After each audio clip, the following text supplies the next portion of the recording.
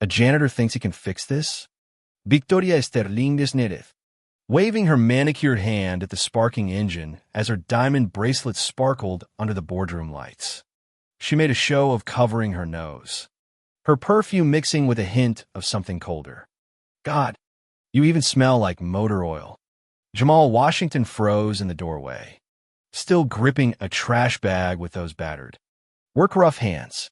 20 executives stared him down like he was a stray dog who'd wandered in by mistake. Victoria clicked toward him, heels sharp against marble, stopping close enough for her contempt to hang between them. Tell you what, you fix this $2 million engine that MIT engineers couldn't repair, I'll marry you right here. But when you fail, and you will, security will show you the door for good. The room went quiet. $50 million in contracts rode on that busted machine. Sometimes people don't just doubt you, they bet on your failure. Tech Vanguard's headquarters rose 40 stories above Silicon Valley. All glass, steel, and ambition. Victoria Sterling ruled the place with a combination of fear and ruthless drive. Always perfectly put together, always a step ahead, or so she believed. To the world, she was a visionary. To her employees, she was something else behind closed doors. Their pride and joy, a revolutionary AI-guided engine for their self-driving delivery trucks, sat in pieces on the boardroom table. 3 years, 47 patents, the collective genius of the Valley. And it was dead in the water.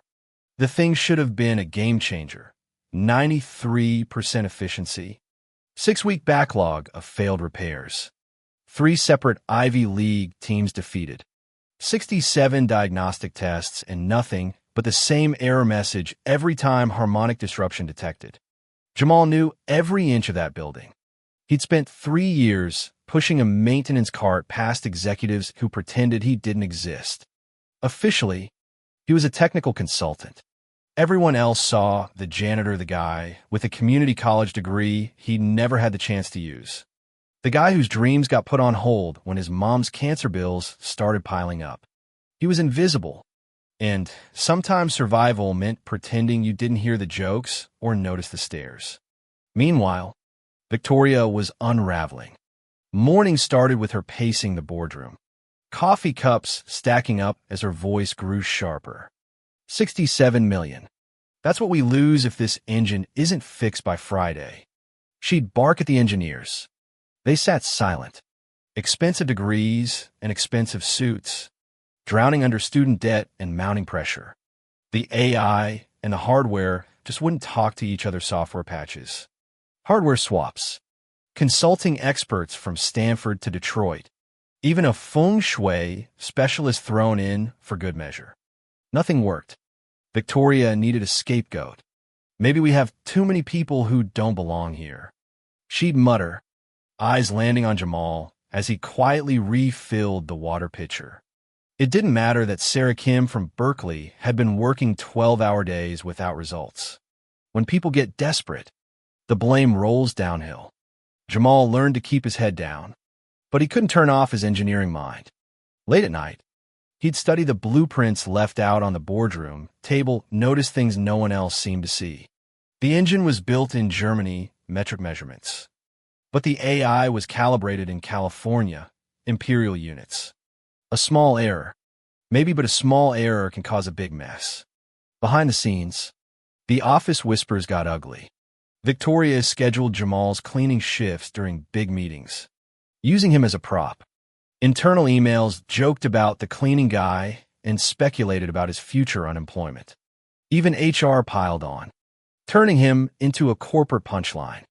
But Jamal kept listening to the building, to the engine, to the patterns everyone else missed. On Wednesday, the German investors arrived. Black sedans, stiff suits, the whole ritual. Klaus Müller, CEO of Auto Tech Bavaria, was a legend for sniffing out engineering frauds. With him was Dr. Elena Rodriguez, former Tesla engineer, world-class problem solver. This was more than a business meeting. It was a reckoning. Thursday's demo was set to be make or break.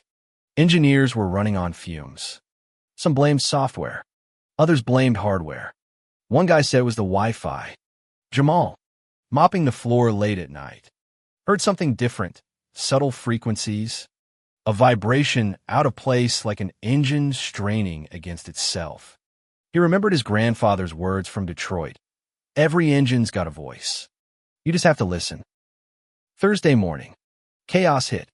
The final diagnostic test failed in spectacular fashion. Smoke, fire suppression, soaked engineers, fried laptops, and the whole building stinking of defeat. The Germans watched. Impassive. Victoria called an all-hands. 200 people packed into the auditorium. Anxiety thick in the air. Effective immediately, Victoria announced, non-essential personnel will be terminated. Her eyes landed on Jamal. That's when he made his move. He raised his hand. Ma'am, I think the problem's in the harmonic frequency calibration, not the software. Silence. 200 heads swiveled his way. The Germans perked up. Dr.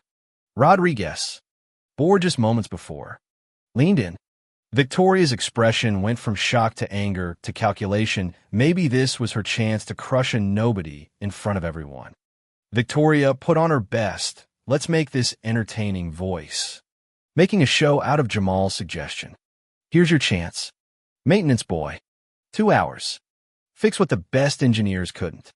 If you succeed, I'll promote you to senior engineering consultant. When you fail, you're out for good. Cameras rolled. Social media managers set up the live stream. This was public corporate theater. Dr. Rodriguez insisted on being the technical witness, and the Germans agreed. The whole company, and now, half of LinkedIn watched as Jamal was led to the engine. The boardroom packed with doubters. He placed his hands on the machine, listening. Then, as if channeling his grandfather, he explained what everyone had missed. The mechanical parts and the AI were speaking different languages, German precision versus American programming assumptions. Even a tiny mismatch in tolerances created a resonance problem the AI couldn't solve.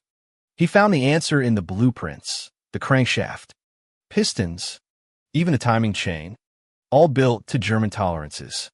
The AI expected American tolerances, a fractional mismatch. Jamal suggested a simple solution, a $50 harmonic dampener to bridge the frequency gap. Not millions in new hardware or software. Victoria scoffed. The audience buzzed.